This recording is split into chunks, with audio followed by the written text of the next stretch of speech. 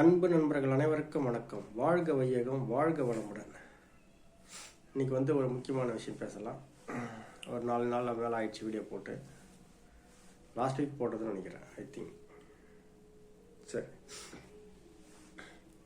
வினோத்குமார் அப்படின்னு ஒரு நண்பர், அவரை பற்றி ஒரு சின்ன அப்டேட் சொல்கிறேன். அதுக்கு முன்னாடி உங்களோட கனிவான பார்வைக்கு, இந்த ரேஷன் கடையில் ஒரு சிலர் பொருட்கள் வாங்கிறதே கிடையாது. அதை கௌரவமாக சொல்லிக்கிறாங்க. நான் ரேஷன் கடையில் எந்த பொருளும் ரேஷன் பொருளை நான் சாப்பிட்றதே இல்லை, ரேஷன் கடையில் நான் எந்த பொருளும் வாங்கிறதே இல்லை, அதெல்லாம் எங்களுக்கு பிடிக்காது, எங்களுக்கு ஒத்து வராது. உங்களுக்கு ரொம்ப சந்தோஷம், வாழ்க்கையில் கடவுள் உங்களுக்கு அதை விட நல்ல ஒரு ப்ராடக்டை வாங்கி சாப்பிடக்கூடிய அளவுக்கு உங்களுக்கு சக்தி கொடுத்துருக்காரு. ரொம்ப சந்தோஷப்படுறேன். அந்த கடவுளுக்கு நான் ரொம்ப நன்றியும் நான் சொல்லிக்கிறேன். ஆனால் நீங்கள் கவர்மெண்ட்டுக்கு பெரிய கடனை உண்டு பண்ணுறீங்க. அரிசி நீங்கள் வாங்கலை அப்படின்னா உங்களுக்காக கவர்மெண்ட்டு உங்கள் கார்டுக்கு அரிசி அனுப்பாமல் இருக்குமா? நீங்கள் கடையில் எந்த பொருளும் வாங்கலைன்றதுனால உங்கள் கார்டுக்கு பாமாயில் அனுப்பாமல் இருப்பாங்களா?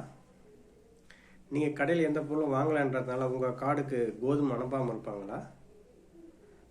நீங்கள் கடையில் எந்த பொருளும் வாங்கலை, நீங்கள் கௌரவமான ஃபேமிலியில் இருக்கிறீங்க, நீங்கள் நல்ல ப்ராடக்ட் வாங்கி சாப்பிட்றீங்க அப்படின்றதுனால கவர்மெண்ட் உங்களுக்கு சக்கரை அனுப்பாமல் இருக்குமா உங்கள் கார்டுக்கு? இதெல்லாம் கவர்மெண்ட் என்ன எங்கேயாவது விலை வச்சு எடுத்து உங்களுக்கு தராங்களா? ஒரு இடத்துல வாங்கி மானியம் வெளியில் வாங்கி தான் நமக்கு மானியத்துக்கு கொடுக்குறாங்க. 20 கிலோ அரிசி கொடுக்குறாங்க ஒரு அட்டைக்கு. அது கொஞ்சம் கெட்ட அரிசியாக கூட இருக்கட்டும். எப்படி பார்த்தாலும் அந்த அரிசி கூட இல்லாமல் கஷ்டப்படுறவங்க வாழ்க்கையில் நிறைய பேர் இருக்காங்க. அந்த ஏழைக்கு உதவட்டுமே. கவர்மெண்ட்டுக்கு நம்மளால் முடிஞ்ச ஒரு மிச்சம் படுத்தலாமே. 20 கிலோ அரிசி வாங்குறீங்க, 1 கிலோ எப்படி பார்த்தா ஒரு 50 ரூபா குத்து. 1 கிலோ வாங்குறேன் வச்சு 50 ரூபா வேணாம், மினிமம் எவ்வளோ பார்த்தீங்கன்னா ஒரு 30 ரூபா வச்சுக்கோங்க.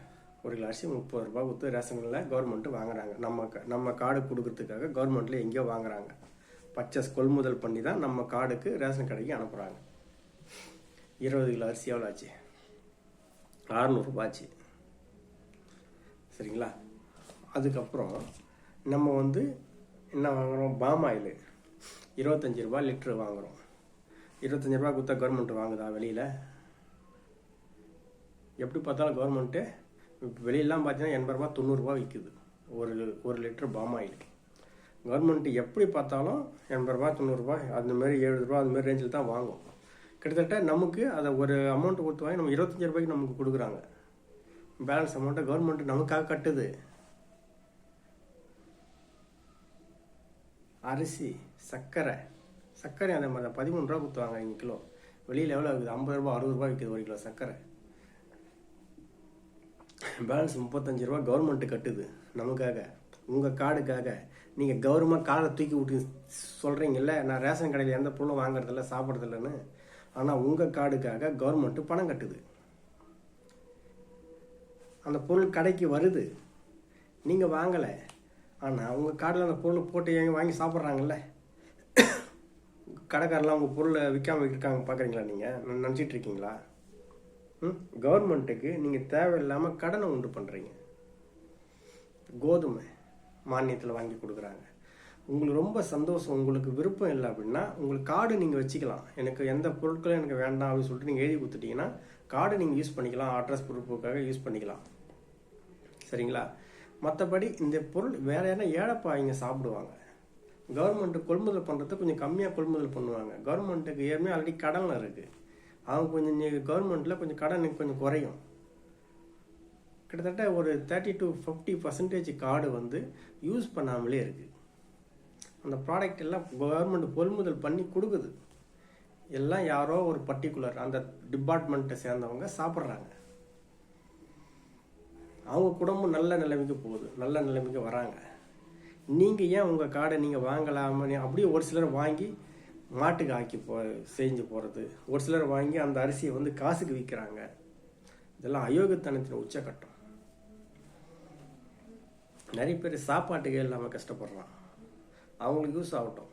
உங்களுக்கு வேண்டாம்னா கார்டு எழுதி கொடுத்துட்டு கார்டு வச்சுக்கோங்க. ப்ராடக்ட் எனக்கு எதுவும் வேணாலும் எழுதி கொடுத்துருங்க. நோ மானியம் சொல்லிட்டு ஒரு ஆப்ஷன் இருக்குது. ஆன்லைனில் போட்டு நீங்கள் கூகுளில் சர்ச் பண்ணி நோ மானியம் சொல்லிட்டு ஒரு ஆப்ஷன் கிளிக் பண்ணிட்டீங்கன்னா போதும். உங்கள் எந்த பொருளும் வராது. உங்கள் கார்டு கவர்மெண்ட்லேருந்து எதுவும் வாங்க மாட்டாங்க. கவர்மெண்ட்டுக்கு ஒரு மிச்சம். இது ஏன் உங்களுக்கு புரிய மாட்டேது தெரில. நிறைய பேர் இந்த தப்பு பண்ணுறீங்க. தயவுசெய்து கொஞ்சம் உங்கள் கார்டுக்கெலாம் வந்து கார்டு இப்போ நீங்கள் ரேஷனில் பொருள் வாங்கலையா, உடனே போய்ட்டு ஆன்லைனில் போய்ட்டு இதை அப்ளை பண்ணி மாற்றுங்க. சரியா? ஒயிட் கார்டு வாங்கி வச்சுக்கோங்க. நீங்கள் வந்து ப்ராடக்ட் வாங்கலாம், பரவாயில்ல, ரொம்ப சந்தோஷம். கவர்மெண்ட்டுக்கு சேவை பண்ணுறீங்க. கவர்மெண்ட்டுக்கு அந்த ப்ராடக்ட்டு கவர்மெண்ட்டு கொஞ்சம் கடன் ஆல்ரெடி நம்ம பேரில் எல்லாரும் பேர்லையும் கடன் வாங்கி வச்சுருக்காங்க கவர்மெண்ட்டு. அது கொஞ்சம் குறையட்டும். நம்ம ஆர்மியை கொஞ்சம் பலப்படுத்தணும். சரிங்களா? சரி, நம்ம கதைக்கு வரலாம். வினோத்குமார் நண்பர் வந்து ஒரு 1.5-2 வருஷமாக எங்கள் ஆஃபீஸில் வேலை செஞ்சார். நல்ல ஒரு நண்பர். நமக்கு வாஸ்து ரீதியாக ஒரு சில விஷயங்கள்லாம் நம்ம அனலைஸ் பண்ணிகிட்ருக்கேன். அந்த விதத்தில் வந்து பார்த்திங்கன்னா, இப்போது ஒரு நண்பர் வந்து அப்பா துர்மரணம், அம்மா துர்மரணம், அவங்க அக்கா வந்து உடல் ஊனமுற்ற இதில் இருக்காங்க. அவங்க வந்து பார்த்திங்கன்னா ஒரு ஆளில் இருக்காங்க. இந்த தம்பி வந்து பார்த்திங்கன்னா அவரும் ஒரு கல்யாணம் பண்ணிக்கிற பொண்ணு கிட்டத்தட்ட அந்த மாதிரி ரேஞ்சில் தான் பண்ணியிருக்காரு.